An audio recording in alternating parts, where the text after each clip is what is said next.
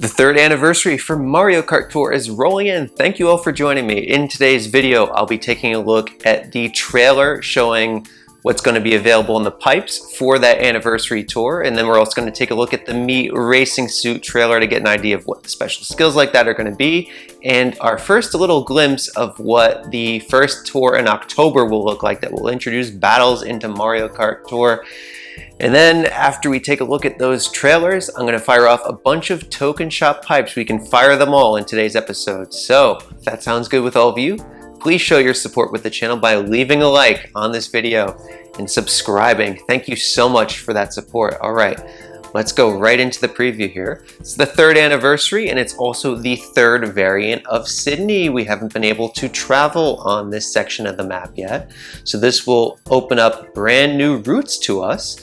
We can see that Yoshi Kangaroo is going to be the primary focus. We have Luigi Lederhosen there, as well as Volendam, and Hakama Mario makes his return. We can see a pair of brand new karts in the forefront of this image here. We have the gold double-decker. It's not in the game yet, so that's going to be brand new, as well as a Ghost Ride reskin in the form of a taxi cart. What's interesting to note is that this reskin is based on a London taxi, but yet it's being paired with Luigi Lederhosen, which is the Bavarian alt here for Luigi that was featured in Berlin Byway. So the theming already is a little bit curious, but let's see what's in the trailer. Right, you can see that the week one pipe will have Yoshi Kangaroo, who'll be joined by Luigi Vacation in the Tropical Truck and Hakama Mario with the Kabuki Dasher. Week two, Lederhosen Luigi, Baseball Mario set along with Volendam and the Flower Cart. A couple of new gliders there, but this is the big one, right, folks? King Mario is going to be entering the game in a special pipe.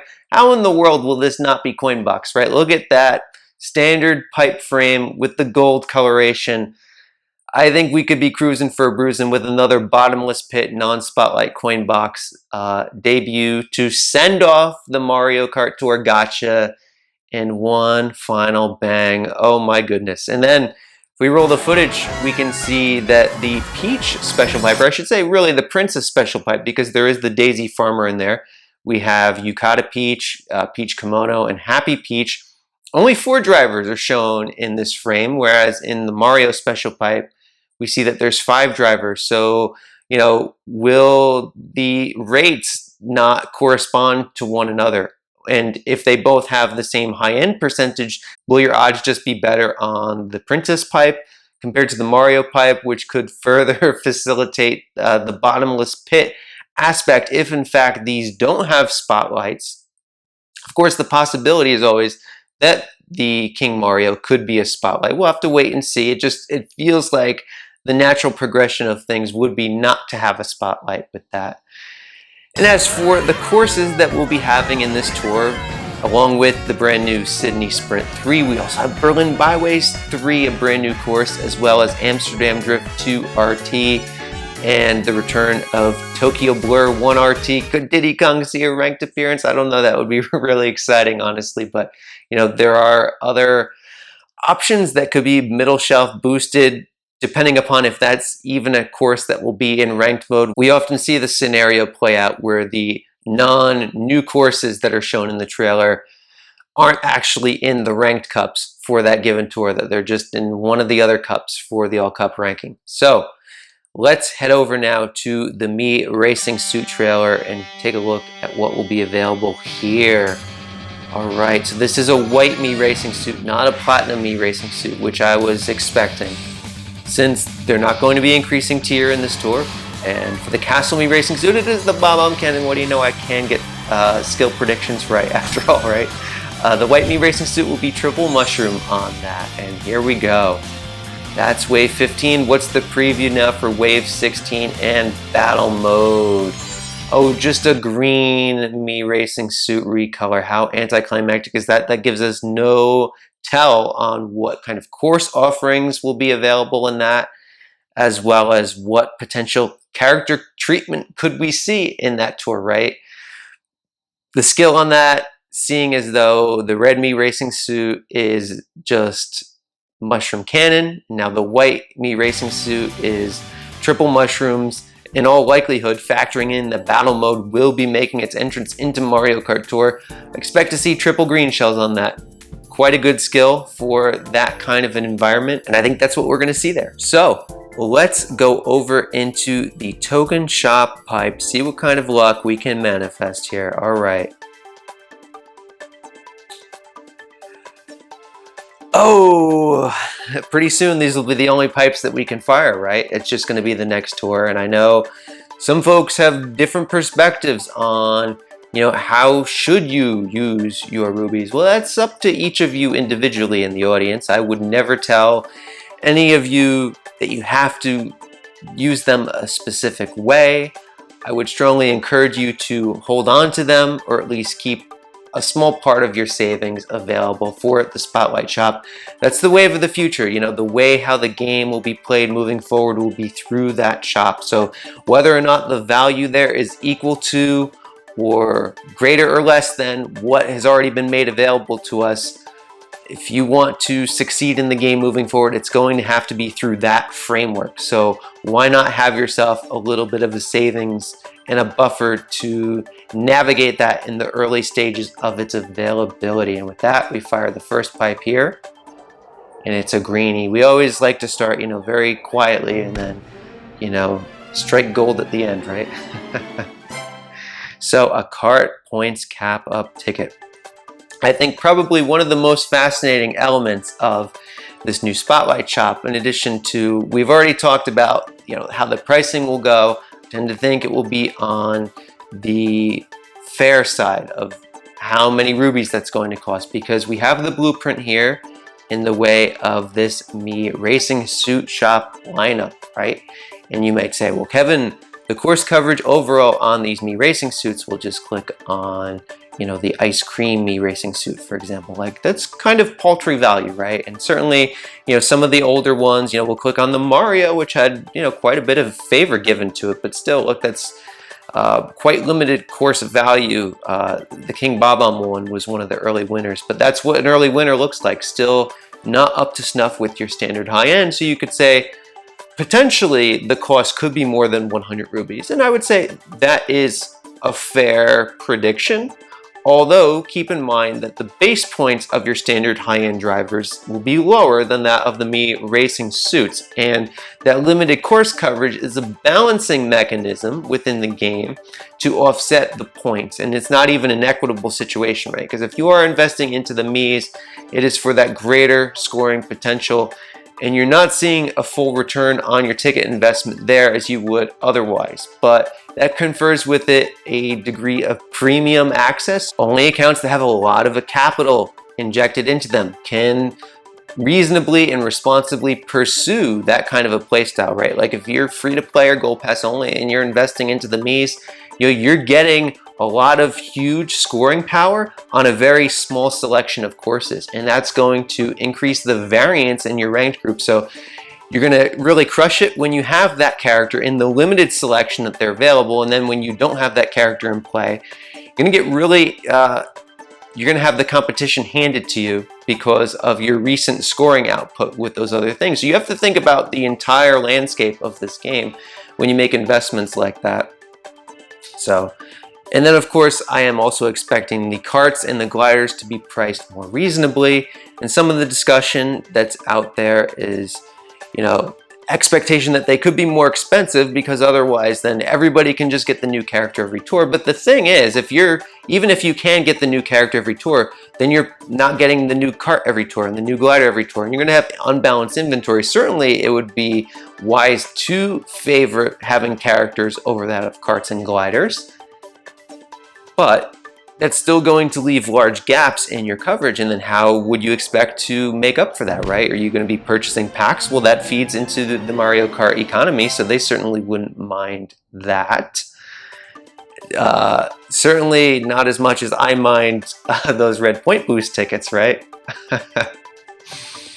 Come on, we got to get something good here. All right, 2,000 coins. We can continue the discussion. The pressure is off in turn 4. He delivered for us on that, right? Anyway, so like, you know, you have to think about building out your inventory, and that's going to be in your control now more than ever, because Whereas before, you're going into the gacha, and if you only have enough to go, you know, halfway into a pipe or 3/4 of the way into the pipe, you couldn't guarantee an entire spotlight set.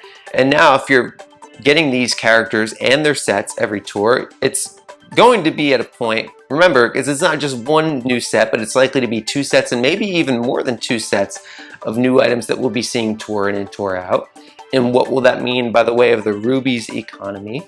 So there may be opportunities to, you know, still have to purchase items. And then of course, what will the value of these items look like? That's kind of where you know, my impressions will be focused on primarily, because one of the major things I've been chronicling here through my series of content is how the value of items in year 3 through the pipes hasn't presented the same kind of value alerts that we were seeing in year 2. That means the predictability of items to confer a particular amount of value to your account really was a powerful tool that we could use by sifting through the analytics and looking at these trends and saying that, okay, if you go in for this item with reasonable surety, you can expect to get this much value from that. And it's a very powerful, meaningful way to play the game. It gives a sense of purpose too when you collect your resources to be able to say like, hey, I'm going out on a limb for this Ramby runner, but I know because of the structure that the pipe that it's debuting in will confer with it that extra value. And of course it did. And that makes you want to acquire your rubies more and makes you want to play more and invest into that item more. And now it's like they're doing like a shotgun approach, how it's like things are just random to some degree and the value is very limited and everything is stepping on each other's toes. It's like a really bad dance act, right? And you know, could that become further polarized now with things just becoming even more readily accessible, at least to, you know, the specific choosings of the player? Certainly possible. And we see the value of pack items is still at an all-time high. You know, you look at items that have not been made available, like the jukebox buggy, right? The 8-bit gliders have been, you know, very carefully released, as has been the yellow off-roader carefully released. And the armored rider hasn't come back either. So at least not, you know, to the general audience of Mario Kart Tour. The value of those things is enormously powerful, well beyond its season, far surpassing the value of items that you would get in the pipes, which, you know, if you're investing into those items versus items in the pipes, you know, you're having a much more comfortable time dominating and staying at your tier, very likely near the top tier, in fact, as opposed to players that are having to survive through the spotlights. So check out what this gold pipe is. All right, glider skill up ticket. That is very, very nice, very rare. We don't see these very often, so that is very good. That makes up for, you know, several cap tickets that we would expect to find. Let's keep it going here. All right, but we're back to the greens. So my hope, very good though, we like the coins. My hope is that, you know, with the spotlight shop and things becoming more directly accessible to players, that it's not going to further decline the value of these items that they're being brought in.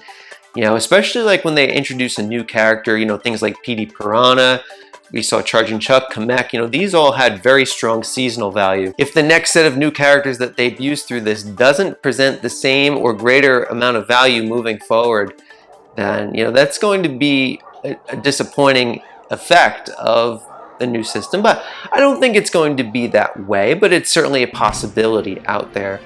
And then, of course, other possibilities that exist would be, you know, could they just start releasing more items through the packs specifically, you know, such as your Ice Mario from the Ice Tour, you know, maybe not with the corresponding ranked paywall that tour presented, but think also along the lines of drivers like Black Yoshi, which was very powerful in year 1, and Gold Dry Bones as well, right? We haven't seen one since Gold Dry Bones. That was the last driver that was available in a pack exclusively.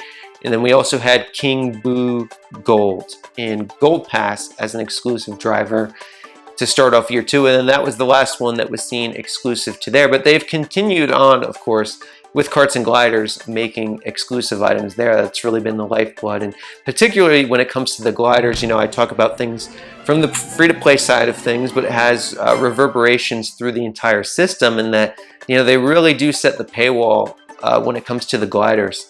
You know, the carts are generally more accessible.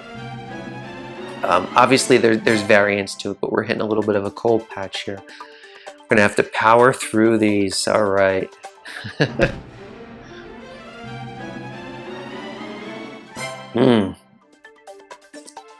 It's debatable if those normal cap tickets are even worse than the red point boost tickets. At this stage, given what normals are in the ecosystem, I would say that they are. That's a little bit better, but we still would prefer to see a level up ticket of that kind. All right, gold pipe, number 2. So we're not gonna get frozen out on this. Driver points cap ticket, very nice. All right.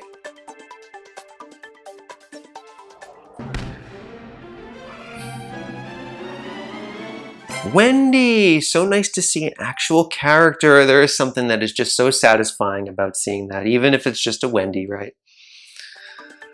Of course, if it was a Kong, that would be really, really exciting.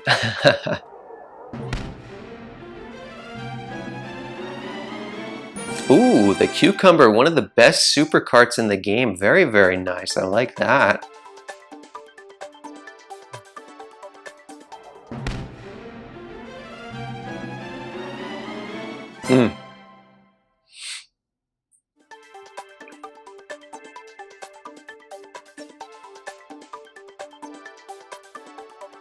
Had a little bit of lag on that. Maybe this one will be rubies. We haven't pulled any rubies yet.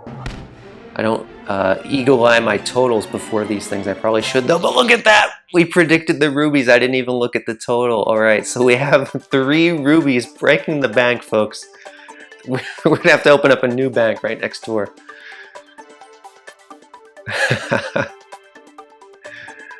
All right, I still haven't pulled 45 though, believe it or not. I mean, you might think with a total like that, it's like, oh, surely KG's had a lot of luck. No, it's actually the opposite.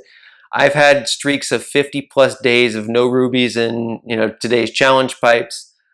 It's almost like there's like a coefficient on like the odds that say like, okay, he already has so many rubies. So I don't know. It's just one of the superstitions out there, I suppose, right? I know, you know, I've calculated my odds of having 45 rubies in one of these things, and it's approximately 78%. It's probably going to edge closer to like 79 or 80% once this tour is completed and I've gone through all of these pipes, of course. So generally, you know, if you've been playing, you know, daily, every day since these features, both today's challenge and the token shop pipes have been available, you know, you're roughly 4 to 1 to have pulled 45 rubies by now. But of course, we'll have to see what the equity of rubies is moving forward, because the currencies have been manipulated so many times in Mario Kart Tour. It's really at a stage where you don't even hear me mention coins per ruby that much anymore as a conversion factor, because the shops are so inefficient in terms of maxing them out. The kind of high-end tickets that you're going to see as a return value on maxing out your shop doesn't really pay itself in terms of at least the equities of value from those currencies one to another. You know, the inflation is occurring at different rates for these various currencies that are in Mario Kart Tour. And we've seen this decoupling now. I think we pulled coins on that. I think I caught the total increasing there. Yep. So there we go. Look at how much the coins have been inflated here. With the rubies, not so much, and why they have a stricter control on the rubies in their economy is because you can't purchase coins with real-world capital, but you do purchase the rubies with real-world capital. So it makes sense for them to just inflate the value of the coins and then still, you know, maintain pretty strict control of the rubies there. Hold coins again. I don't know if this is a dupe or if it's coins. Yes, very good. Look at that. These have been some pretty good pulls, I have to say. A good selection all around. We have a 3rd gold pipe. All right, it'd be really nice to pull an item. I very rarely have gotten items from these things. Those of you that tune in to each of these episodes, you know it's like, you know, 90% cap tickets. I've had probably about 3 skill tickets, and then I've had probably only like 1 or 2 actual items. You know, I think the Sushi Racer was the last one I pulled in Who knows? It's your memory is probably better than mine as to when that was. But yep, just another points cap ticket. All right, but we're not going to complain. High-end value is high-end value. It just, you know, it does feel nice to see progress go into specific items, especially with the high ends, because when you get the skill up ticket, it's 1, and when you get the actual item, it's 1. So it's a one-to-one proposition there. Whereas, you know, if I'm pulling, you know, a Diddy Kong, I'm going to get all excited. But in truth, if I get 2 super driver skill up tickets, that's like pulling 2 of them. Even though I still hold out and wait to see them in my shop, because that makes it a good day, does it not? It's interesting, you know, a lot of the players out there that are very character-specific fans, you know, I suggested to them very early on, you know, using the memory of level 7 as a blueprint and projecting that forward to level 8, you know, wait to max out. Don't waste your tickets on your favorite things. I just see the enthusiasm dip on players that maxed out their favorite thing is day 1, and then it's like there's no sense of progression. I mean, a lot of Mario Kart Tour is about delayed gratification. That's one of the best terms that can be used to describe how to successfully navigate through this game. And you know, if you just blitz all of your resources into, you know, a specific thing, then you're going to be left feeling empty in the long term, unless you can keep filling that into something new. But everything has different meaning and value to each of us, whether or not it's actual course value or sentimental value, right? We can't rule out the sentimental value of things. So it's rare for me to go this deep into the token shop pipe. Definitely the Team Rally Tour has been nice. I mean, getting all of those team tokens in multiplayer even, right? So good. It's been a lot of fun.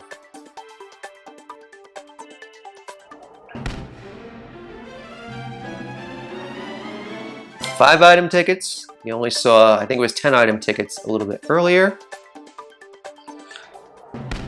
We have 5 more to go. Oh, that's not 5 for 5. That's not what we wanted to see. We wanted to see 5 rubies for 5 to go. Now we got 4 to go. Come on, let's get some makeup hacks here in turn 4. Let's go.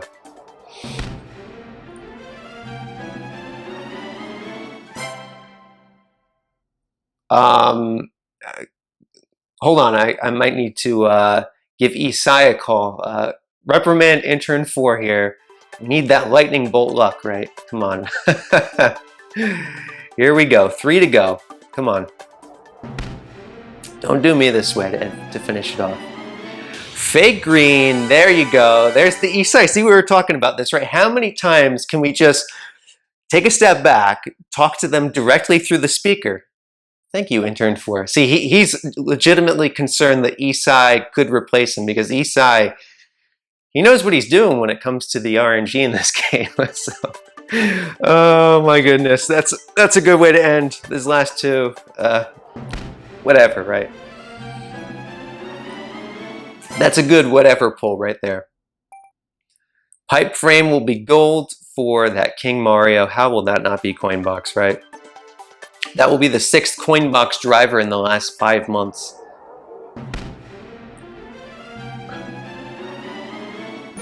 Ooh, a super glider ended off. I like ending with a super because it's middle of the road, and I still remember the time when supers possessed a lot of significant value for accounts all around the world in Mario Kart Tour. Thank you so much for tuning in to this episode. The 3rd anniversary looks thrilling. We're going to be racing through all those cities.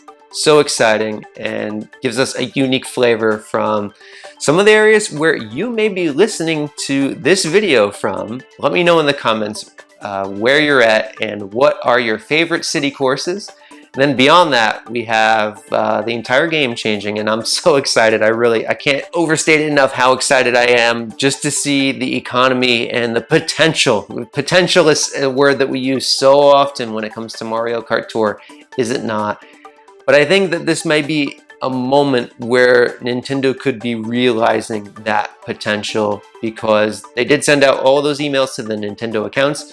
So I don't expect this to just be another multiplayer. No, this has been in development for a long time.